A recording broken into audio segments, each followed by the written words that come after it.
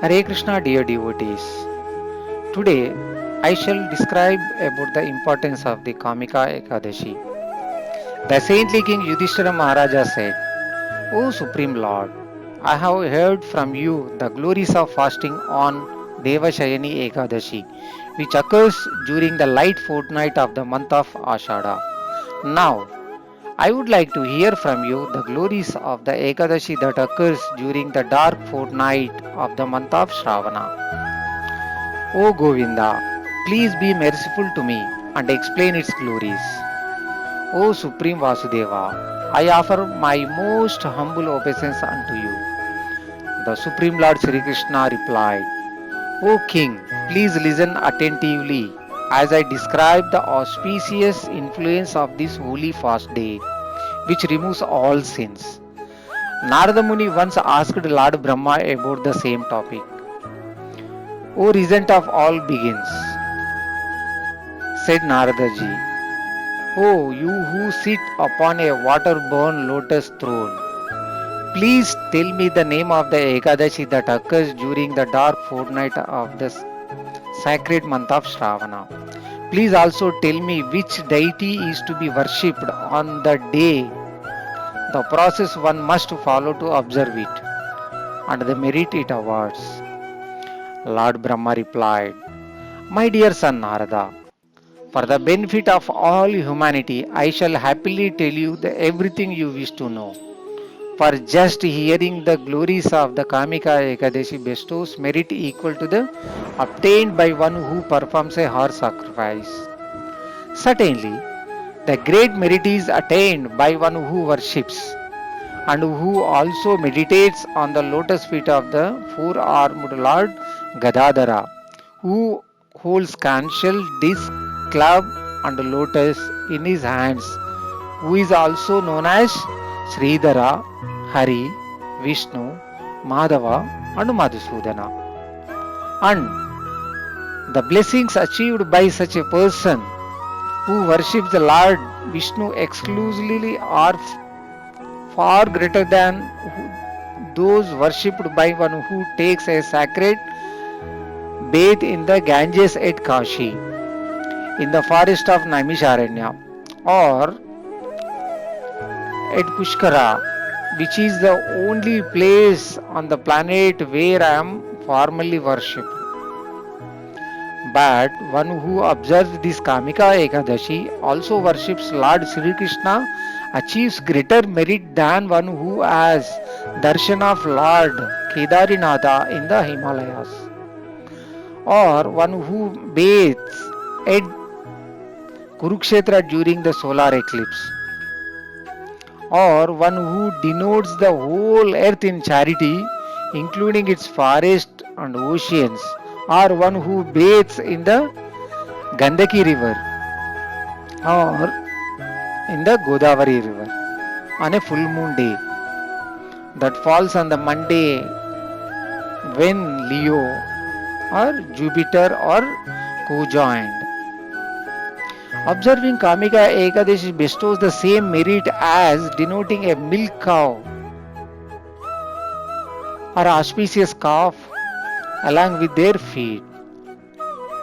On this all auspicious day, whoever worships Lord Sridhara Deva, Vishnu is glorified by all Devas, Gandharvas, Pannagas and Nagas. Those who are afraid of their past sins and completely immersed in sinful materialistic life should at least observe this best of Ekadashi according to their ability, thus attain the liberation. This Ekadashi is the purest of all the days and the most powerful for removing sins of the native. O Narada, Lord Srihari himself once said about this Ekadashi, one who fasts on this Kamika Ekadashi attains much more merit than one who studies all the spiritual literatures. Anyone who fasts on this particular day remains awake throughout the night will never experience the anger of Yamaraj, the king of the death personified. It has been said that whoever observes Kamika Ekadashi will not have to suffer future births. In the past too, many yogis of devotion who fasted on this day went to the spiritual world. One should therefore follow in their auspicious footsteps and strictly observe a fast on this most auspicious of Ekadashis. Whoever worships Lord Srihari with tulasi leaves is freed from all implications of sin. Indeed, he lives untouched by sin, as a lotus leaf, although in the water, is untouched by it. Whoever offers Lord Srihari but a single leaf from the sacred tulasi tree attains as much merit as one who gives away in charity 200 grams of gold and 800 grams of silver.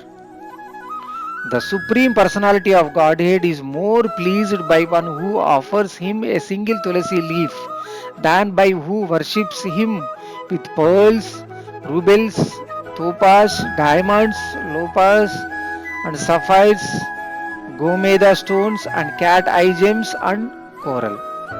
One who offers Lord Keshava newly grown manjari birds from the tulasi plant gets rid of all sins he has committed during this and any other lifetime. Indeed, mere darshan of Tulasi on Kamika Ekadashi removes all sins, and merely touching her and praying to her removes all kinds of disease. One who waters Tulasi Devi need never fear the Lord of Death, Yamaraja. One who plants or transplants Tulasi on these days will eventually reside with Lord Sri Krishna in his own abode. To Srimati Tulasi Devi, who awards liberation in devotional service, one should therefore daily offer one's full obeisances. Even Chitragupta, Yamaraja's secretary, cannot calculate the merit obtained by one who offers Srimati Tulasi Devi a perpetually burning ghee lamp.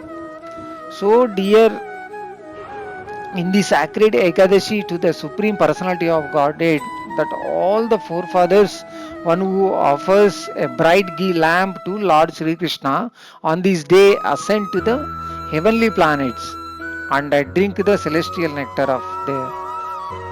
Whoever offers a ghee or a sesame lamp to Sri Krishna on this day is freed from all his sins and enters the abode of Surya, the sun god, with a body as bright as 10 million lamps.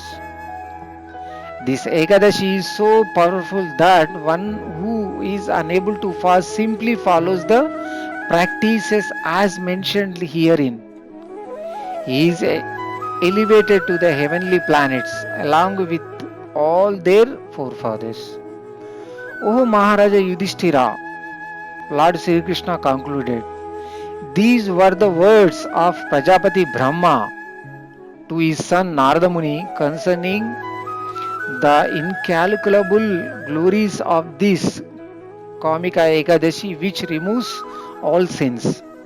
The sacred day nullifies even the sin of killing a Brahmana or the sin of killing a unborn child in the womb, and it promotes one to the spiritual world by making one supremely meritorious.